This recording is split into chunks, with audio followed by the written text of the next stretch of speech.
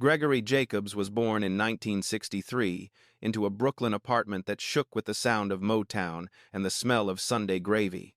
This was an era where the radio wasn't just furniture, it was a member of the family. His mother, a woman who believed in the transcendent power of art, named him after Gregory Hines, the king of tap. She didn't just give him a name, she gave him a mandate. Move through this world with grace, and never let the pavement dictate your rhythm. In the forensics of his childhood, we see the first signs of the master architect. While other 5-year-olds were playing in the dirt with plastic soldiers, Gregory was performing for relatives in the living room. He didn't have a drum set, so he turned the kitchen into a symphony. He would gather pots, pans, and plastic lids, lining them up by the pitch they made when struck.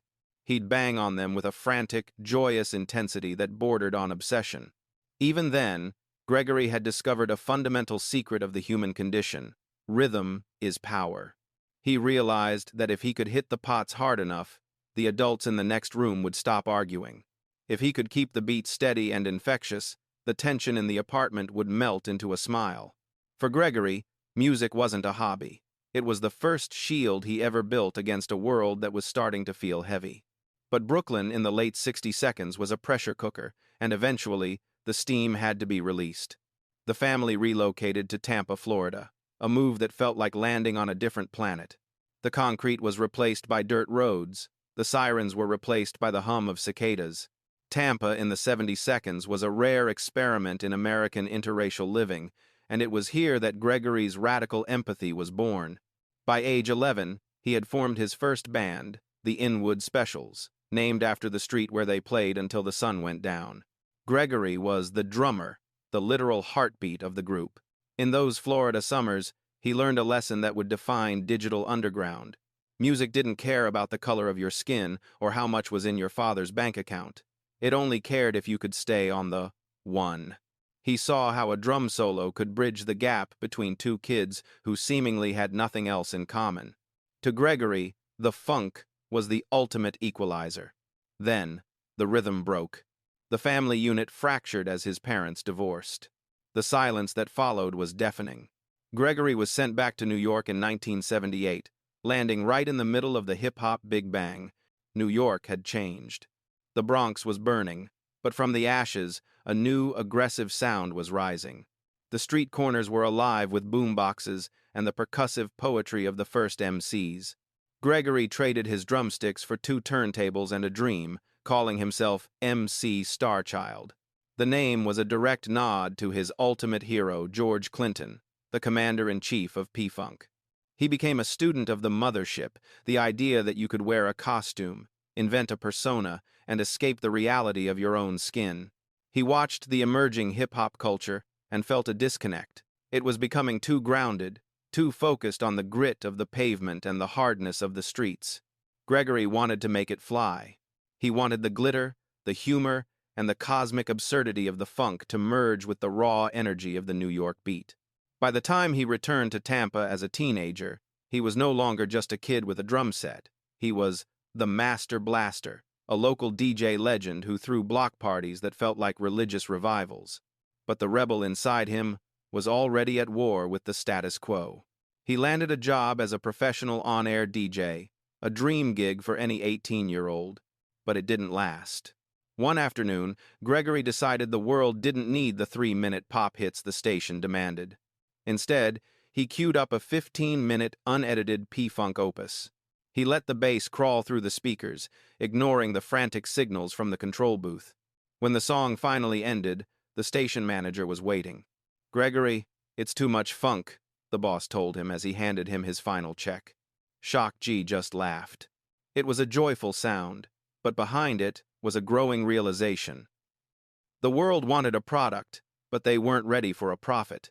He realized that if he wanted to survive the industry and the growing pain of his own life, he couldn't just be Gregory Jacobs. He needed to disappear. He needed a laboratory where being strange was a virtue. He needed Oakland. Gregory Jacobs didn't just move to Oakland, he collided with it. By the early 80 seconds, the dirt roads of Tampa had become a cage for the expansive, technicolor dreams he was carrying. He packed his life into a beat-up car, his vinyl records, his keyboards, and a restless energy that a local radio station job could no longer contain. When he finally crossed the Bay Bridge into Oakland, he didn't see a city. He saw a sanctuary. Oakland in the 1,980 seconds was a masterpiece of urban survival. It was a place where the revolutionary ghosts of the Black Panthers still lingered on street corners, and where the air was thick with the scent of salt water and the ground-shaking bass rattling the trunks of old Cadillacs. It was a city that didn't care about your resume. It only cared about your hustle. This was Gregory's laboratory era. He wasn't a star yet. He was a student of the pavement. He spent his days working behind the counter of a local record shop, a position that allowed him to perform a quiet, forensic study of the human soul. He watched what people bought, what they ignored, and the exact moment their eyes lit up when a needle hit a specific groove. He noticed a gap in the market.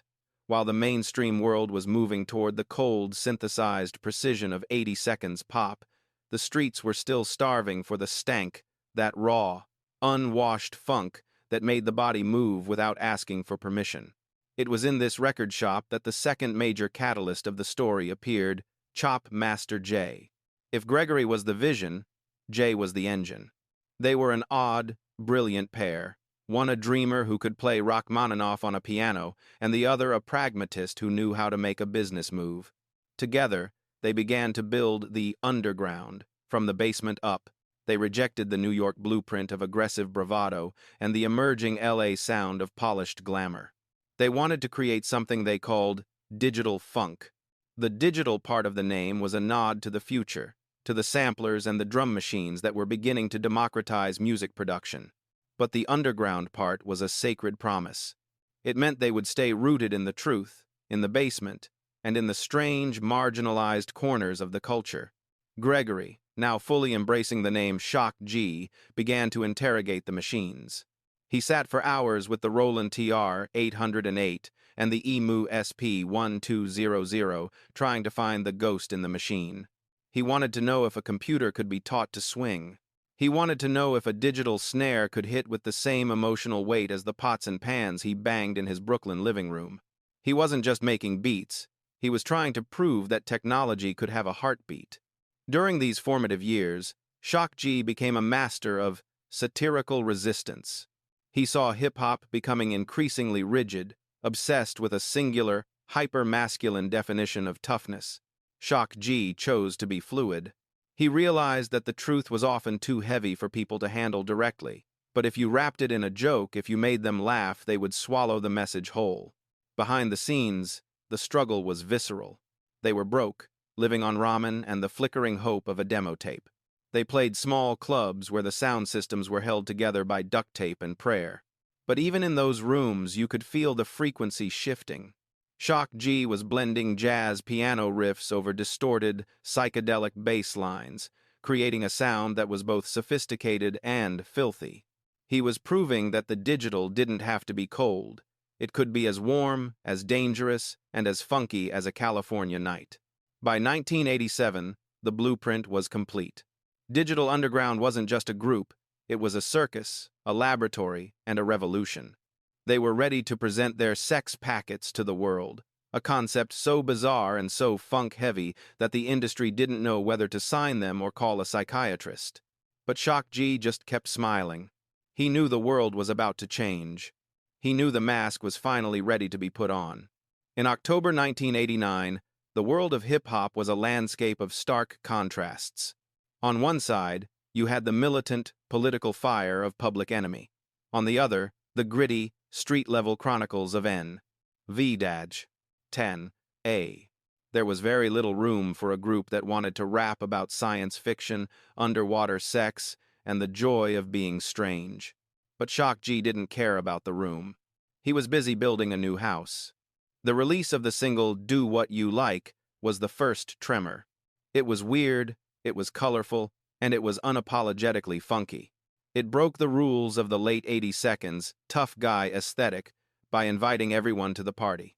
But the earthquake didn't hit until January 1990, with the release of a track that would rewrite the commercial history of the genre, the Humpty Dance. The forensic anatomy of The Humpty Dance, is a masterclass in production. Shock G took a deep, vibrating bass line and layered it with a vocal that was nasally, distorted, and hilarious. But if you strip away the comedy, the technicality is staggering. He was using the EMU SP1200 to create a swing that felt human, a stutter step rhythm that compelled the body to move. Then, there was the mask.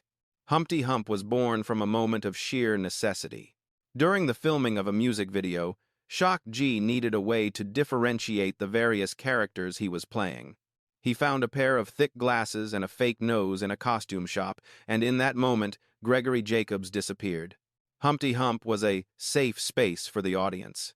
He was a caricature of the uncool guy who was so confident in his own skin that he became the coolest person in the room.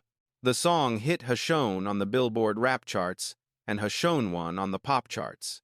The debut album, Sex Packets, went platinum almost overnight.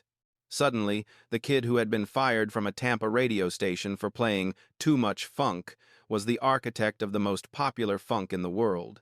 But the investigation reveals a subtle, early fracture in the psyche of Gregory Jacobs. He was a classically trained pianist, a deep-thinking artist, and a sophisticated composer, yet the world only wanted the man with the fake nose. The mask was doing its job. It was protecting Gregory from the glare of fame. But it was also starting to smother him. People began to talk to him as if he was Humpty. The industry began to demand more novelty and less art. Shock G was becoming a victim of his own brilliance. He had created a mirror that was so fun to look into that people forgot to look at the man holding it. But even as the pressure of the Humpty persona built, Shock G used his new power for something selfless. He looked back at the hungry artists trailing behind him and saw a 19-year-old kid from Baltimore who was burning with a different kind of fire. A kid named Tupac Shakur. Shock saw that Tupac didn't need a mask. He needed a stage. He brought him onto the tour as a roadie and a backup dancer, waiting for the exact forensic moment to hand him the microphone. In early 1991, during the recording of Same Song, Shock G stepped back and let the world hear the voice that would define the next decade. He didn't know it yet, but by giving Tupac the light, he was ensuring his own legacy even as the shadows of the mask began to grow longer. By 1991, Shock G had achieved the impossible. He was a platinum artist, a household name, and a respected producer who had successfully bridged the gap between 70 seconds funk and 90 seconds hip-hop.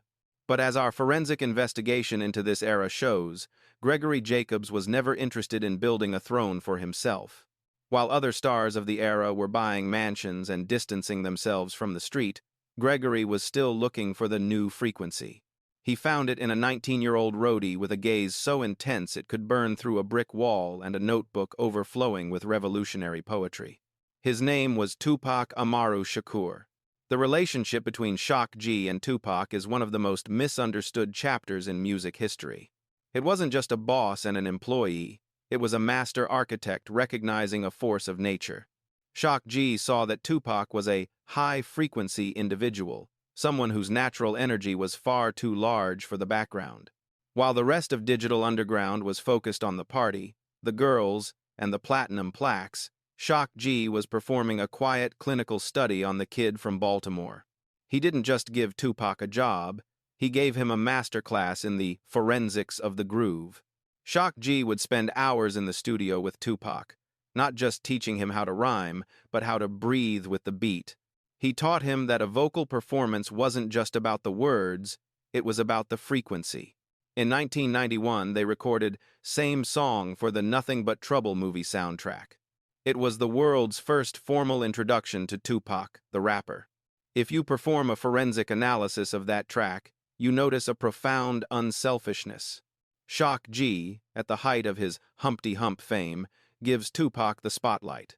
He places Tupac's verse in the mix with surgical precision, ensuring the young lion's voice was the sharpest, clearest thing on the record. Shock G understood that while he needed a mask, a fake nose, and a goofy character to be bold, Tupac was born without a filter. Tupac was raw, vulnerable, and dangerous in a way that Gregory Jacobs, the shy piano student, could never be. This partnership reached its creative zenith with the production of Tupac's breakout solo anthem, I Get Around. To the average listener, it's a party track. To an engineer, it's a forensic masterpiece of the G-Funk era. Shock G meticulously layered samples from Zapp's computer games with a heavy, rolling Moog bass line that felt like a heartbeat. He created a sonic playground where Tupac's charisma could finally run wild. But look closely at the music video. Shock G is there as Humpty Hump, providing the comic relief, staying in the cartoon lane, while Tupac occupies the center of the frame as the new leader. It was a literal, public passing of the torch. Shock G was effectively engineering his own transition from the star to the architect. However, as we move into late 1992, the atmosphere in the industry began to shift. The digital era of fun and satire was being pushed aside by a demand for hardcore reality.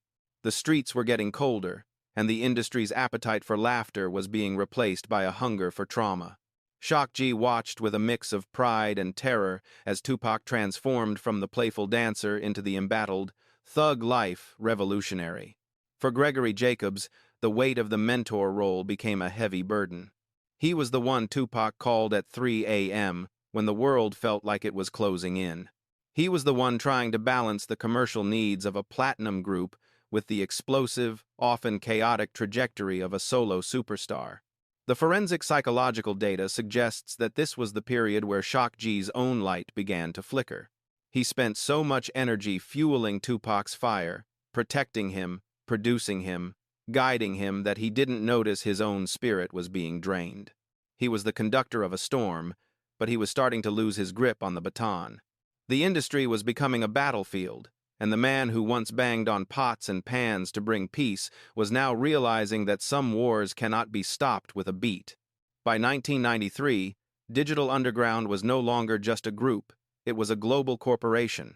But for Gregory Jacobs, the boardrooms of Tommy Boy Records felt less like a victory lap and more like a prison cell.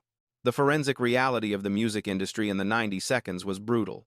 Once you created a hit character, the industry didn't want the human artist anymore. They wanted the intellectual property. The labels didn't want the classically trained pianist who could deconstruct a Rachmaninoff concerto. They wanted the man with the fake nose. They wanted more Humpty, more jokes, and more radio-friendly party anthems that they could sell to the suburbs. Gregory was trapped in a state of identity displacement. He had originally built the Humpty Hump persona as a tactical shield to protect his sensitive, shy interior. It was a mask designed to let him be bold, but the mask had grown so large and so hungry that it was starving the man behind it of oxygen. He would walk into high-level meetings intending to discuss complex production techniques or social injustice, only to have executives ask him to do the voice.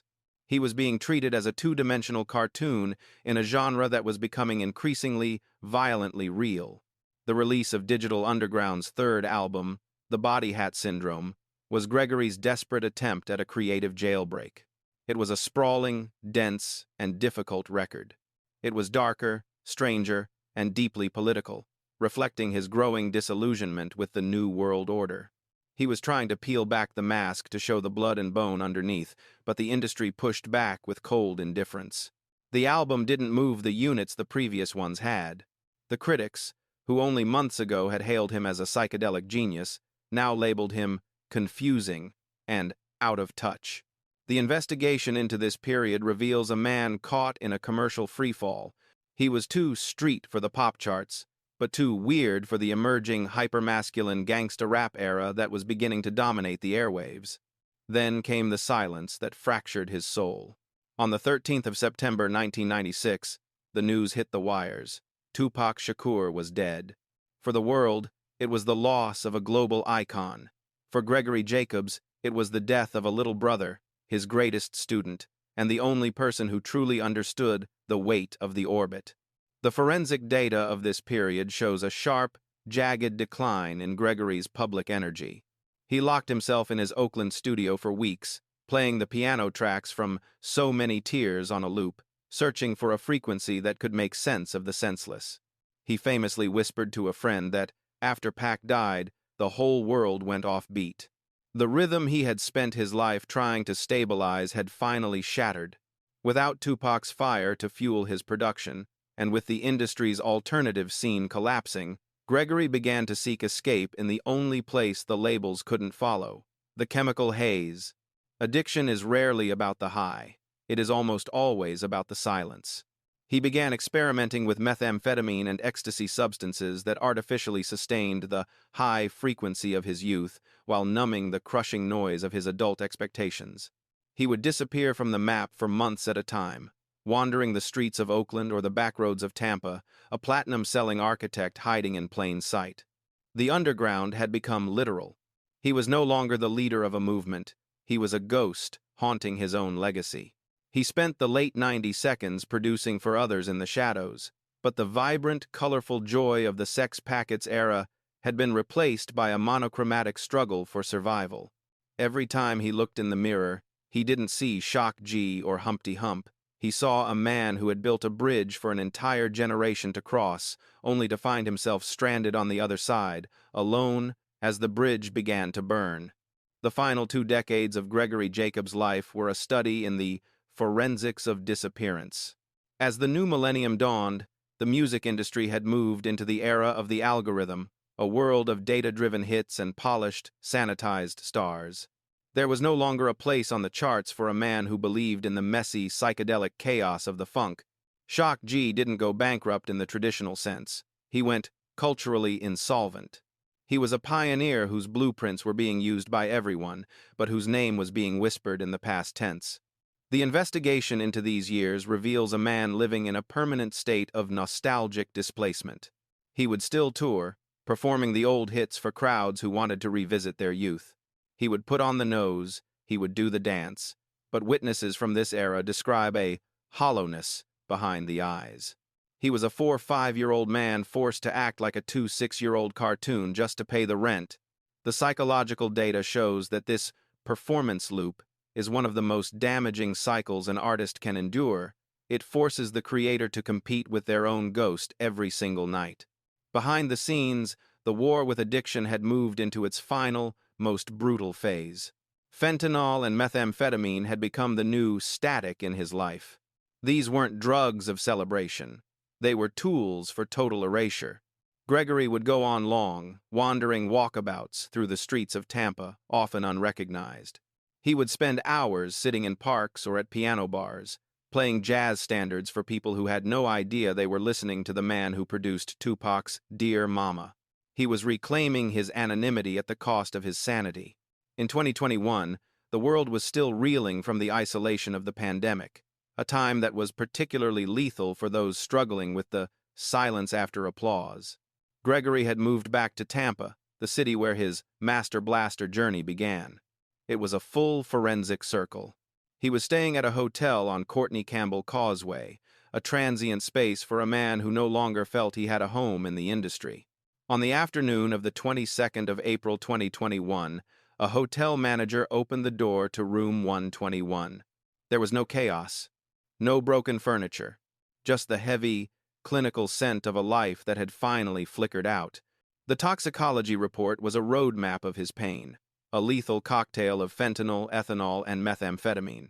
His heart, which had been the rhythmic engine of a generation, simply couldn't find the next beat. The news of his death triggered a global seismic wave of grief, but for many it was accompanied by a sense of guilt.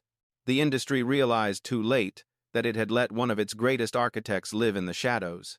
But as we look at the final forensic evidence of his life, we see that Gregory Jacobs didn't want the industry's pity. He had spent his final years mentoring young, unknown artists, teaching them the science of the groove for free.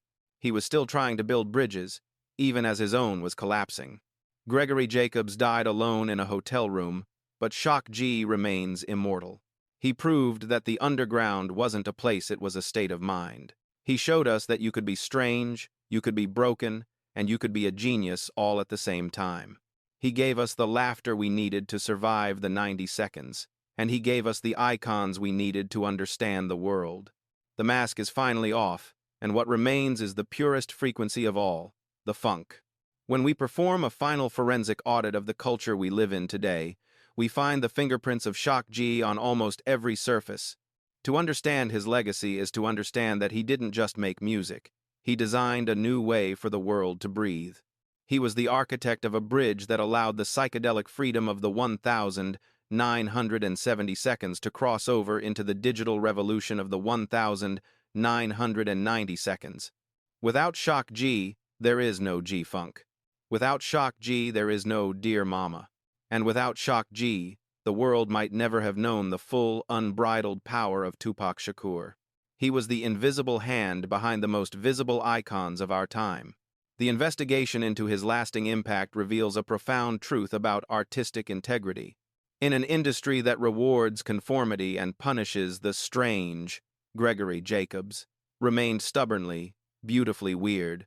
He taught us that a black man in America could be more than just tough or street. He could be a scientist, a cartoonist, a poet, and a clown. He proved that the most radical thing you can do in a world filled with pain is to give people a reason to dance. He transformed the Burger King bathroom into a cathedral of joy. Today, in the city of Oakland, his spirit is etched into the very concrete.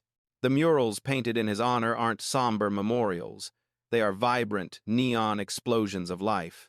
Every year on August 25th, Digital Underground Day, the streets of the Bay Area vibrate with the frequency he discovered in those basement rehearsals.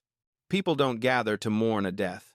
They gather to celebrate a rhythm that refused to be silenced by addiction, industry pressure, or time. As we close this 35-minute dossier, we return to the question we asked at the beginning. Who was the man behind the nose? The answer is that Gregory Jacobs was a frequency bearer. He carried a light that was too bright for the small rooms of the music industry. He was a man who gave away his best beats, his biggest stages, and his most precious wisdom to ensure that others like Tupac could shine. He understood a truth that few stars ever grasp, that your true legacy isn't what you keep for yourself, but what you leave behind for the world to use. The hotel room in Tampa was the end of a body, but it wasn't the end of the song. Somewhere right now, a kid is sitting at a keyboard, feeling strange and out of place, and they are going to find a digital underground record. They are going to hear that bass line. They are going to hear that laughter, and they are going to realize that they aren't alone. They are going to realize that they have permission to be themselves. The mask is finally off. The silence is gone. The beat is unbroken. And somewhere, in a place where the funk never ends, Gregory Jacobs is finally sitting at a grand piano. The sun is shining through the window, and he is playing a melody that has no beginning and no end. The investigation into the Mac Daddy of the mothership is officially complete.